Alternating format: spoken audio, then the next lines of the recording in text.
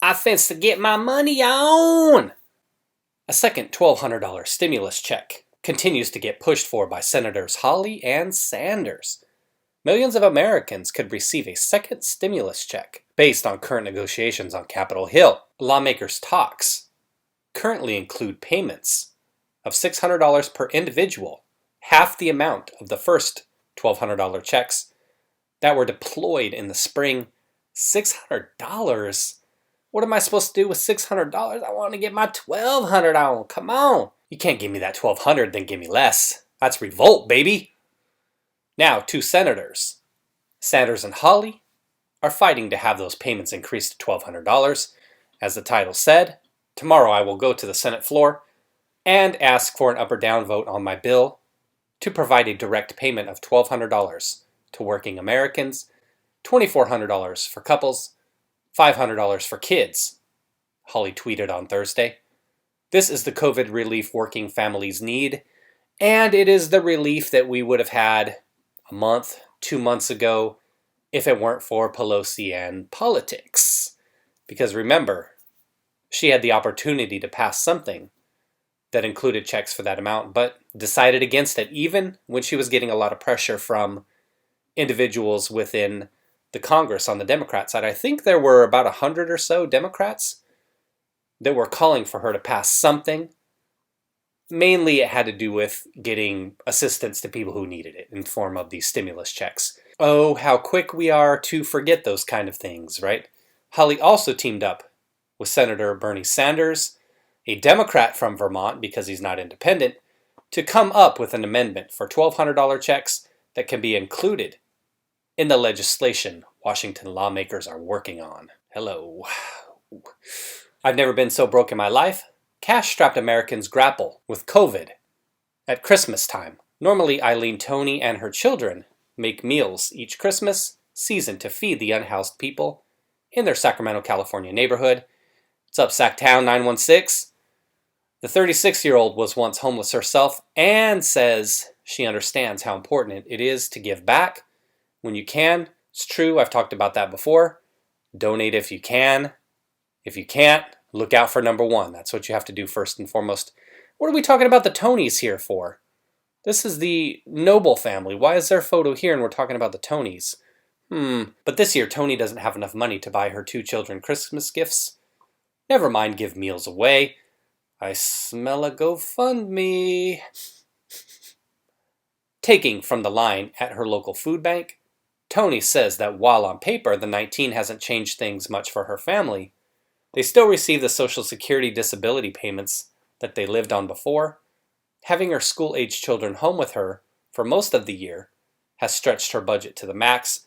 Both of them have sped needs, and she's had to pay for tutors to make sure they stay on track with their remote classes. Interesting. This is the Tony family here. It looks like her children and then a fiance who may or may not be the children's father.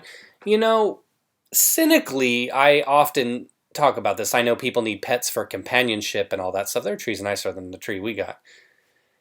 That people need pets for companionship sometimes. But if you are an individual who just has a pet and you're telling me how tough times are, then certain cutbacks need to be made. If you can't put food on the table for your children, but yet you're putting food on the table for Morris the cat there, then there's something wrong with your priorities. It's time to shelter that cat up. And yeah, I know it's a horrible thing to say. I know you animal lovers out there are going to get in my shit about it, but it's true though. If you can't afford to put food on the table for your humans, then how are you going to try to take care of an animal? It doesn't make any sense to me. Cutbacks are hard, but sometimes BS circumstances like this call for it. Gotta look out for your kids. I pick and choose which month I'm going to pay my bills. Tony says it's very time consuming, the budgeting, down to the last bit of toilet paper we're going to use. Let me interject something here. This just crossed my mind as I was reading that. If she presumably is working the SPED kids are getting disability. We're presuming she's working. How is it possible? The guy, does he work? I don't know, maybe. How is it possible that they're not able to make ends meet with the Social Security disability money coming in and her income coming in and that of Gerald as well? But if she isn't working, or if Gerald isn't working, under that circumstance, then why do they need a tutor? Are they stupid? I mean, come on, the kids are pretty young. You can tutor them. Now, we're just going through the different scenarios here. Both of these things probably shouldn't be true. That they're all working, her and Gerald, and they're short on money still, because that would mean they're in the same situation they were in before all of this happened. Or if they aren't working, why is it you need to hire a tutor? And if you're working and your situation's the same as before, granted the hours could be cut down, but why are you in line for food? Like I said, do they give away cat food in those lines as well? I don't know. There's some things I think about when I read through these stories. It's hard to say, it's hard to take all of this stuff in because we never get the full picture with these stories. They always try to paint the most dire circumstances or find like families with the most dire situations. Hopefully you all aren't in this situation. Hopefully you're doing well. And hopefully you're sitting out there saying, hey, if they came to me, I'm doing great. Why don't they interview me? Or if they came to you and said, yeah, that's me too, then hopefully you're doing what you need to do. I always talk about this when I talk about anything finance related. Cutting back, doing what you need to do to help survive and put food on the table for you and your loved ones. Shelley Noble's household is foregoing a Christmas tree this year. I can't bear to put one up and not have presents, Noble says. The 52-year-old, who is recovering after she contracted the Rona over the summer, isn't feeling festive this year. She lost all of her part-time gigs, including cleaning some houses and restaurants at the beginning of the scamdemic. Compounding the problem, the Social Security benefits she's received since her husband's death in 2013 were cut in half in November after her daughter turned 18. You knew that was coming, right? So hopefully she's been able to plan for that. It's tough. I bet that the benefits weren't that much. Hopefully she was able to plan for that a little way and pinch some money away here and there when possible. For hard times, right? The emergency fund that they always talk about trying to get to. About 9 months worth of expenses. Since then, it's been a struggle to keep up with all of her bills while feeding 3 of her children who still live with her at home in Des Moines, Iowa. A $600 water bill and $3,000 in missed car payments are weighing on her mind. Her focus each month is to make her mortgage payments so her children have somewhere safe to live.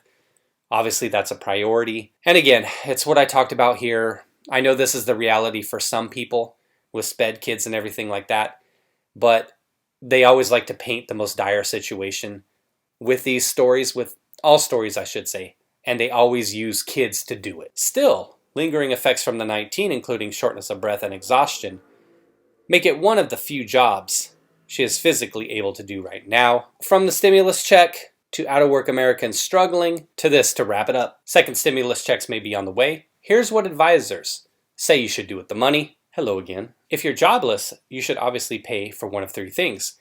Either food, shelter, or medication, Winnie Sun, co-founder and managing director of Sun Group Wealth Partners in Irvine, California, said of those stimulus checks. If you're lucky enough not to be in that situation, then you can put the money to work to help you in the future. You could do a lot more so that it's not just $600, Sun said. It has the potential to be larger later on. Yeah, sure. Tell that to the 2 families that we saw in the previous part of the video. I always love when rich people tell, poorer people how to do their thing. These things are great. I get it. I get what they're trying to do. This is great advice. It's hard to tell people who are struggling to put food on the table to set that money aside for later. And it's true. That money will grow if invested even somewhat wisely or just left alone in a plain old mutual fund, an index fund that $600 can become a lot more later on. Time value of money, compound interest, dividend reinvestment, blah, blah, blah, blah, blah. It's true. But when people have special needs kids, stuff like that, cats, that they have to put food on the table for. It's hard to help somebody have that long vision, right? And I talk about that too. It's when I talk about finance and investment type videos, I talk about that too. But it's not always practical for all situations. Now it says here, a June survey from the BLS found that 59% of stimulus check recipients plan to use the money to pay for expenses, followed by paying off debt at 13%, and adding to savings, 12%. The rest did not expect to receive a check, that was 14%, or did not respond, which was 1%. Other research from Hawley indicates that some stimulus check recipients had more recreational uses for the money. Recreational uses, huh? Depending on income, that included travel, electronics, and even securities trades, in addition to more practical uses. If you have credit card debt, start by using stimulus checks to pay that down, said Roger Ma, financial planner at Laid Life Out in New York and author of Work Your Money, Not Your Life. Those accounts can often come with interest rates of 20% or more, so knocking down credit card balances will give you an immediate return. It becomes a slippery slope when that's accruing every month and the balance just keeps getting bigger, Ma said. The sooner you can extinguish that, the stronger your financial position will be.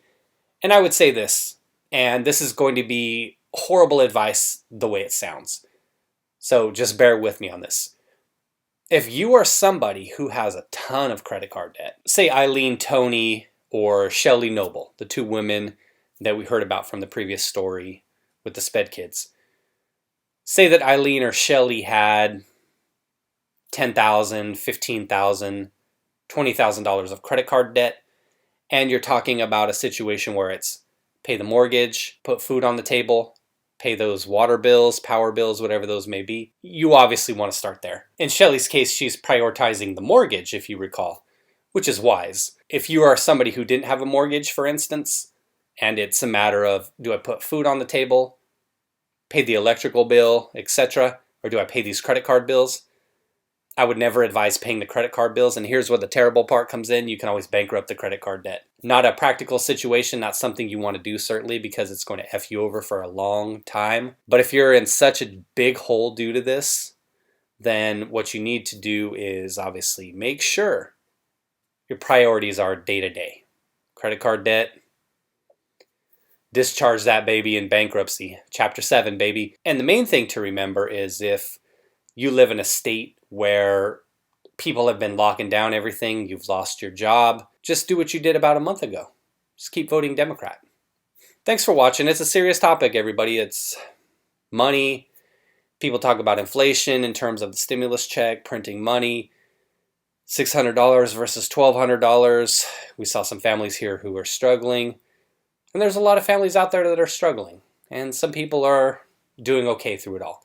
What we do know and what we have seen is the rich keep getting richer, right? That wealth gap is expanding. And that's no fault of their own, but it's just the reality of it, that those with wealth will continue to do well, even in hard times. So, final thought, Walmart, Amazon, big box stores like this that have been allowed to remain open during this time, while small businesses are shuttering across the board and across all the United States, they're probably backing a $1,200 check because that means that's more money you can spend at Amazon. So just keep that in mind. More money to spend at Amazon and Walmart, everybody. Take care, be well. Happy holidays. It's almost Christmas. We're about a week away. Hopefully everybody's doing well. Give those family members a hug come Christmas time, everybody. And if you're an individual who's in a tight spot, just cut back when you can, where you can. I don't want to see people in this situation. It sucks. And I don't like reading about it as much as I may joke. I don't like reading about families that are struggling like this. Be well, everyone.